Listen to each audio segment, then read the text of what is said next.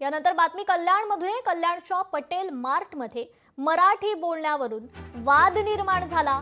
अमराठी महिलेची सामाजिक कार्यकर्त्यांसोबत अरेरावी पाहायला मिळाली. मराठी आलं नाही तर काय फरक पडतो असा सवाल अमराठी महिलेने उपस्थित केला.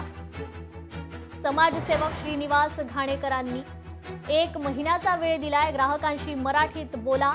पटेल मार्ट प्रशासनाला सूचना देण्यात आल्या. तर 1 महिन्यात मराठी नाही आलं तर दुकान बंद करू. श्रीनिवास घाणेकरांनी पटेल मार्टला हा सपशेल इशारा दिलाय.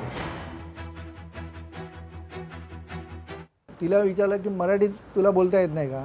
किती वर्ष झाले तुला येऊन महाराष्ट्रामध्ये येऊन? त्यामुळे 4 वर्ष झाली. आणि ती माझ्याशी हात आपटून अतिशय ॲरोगंटली बोलायला लागली की मराठी आलं नाही तर काय फरक पडतो.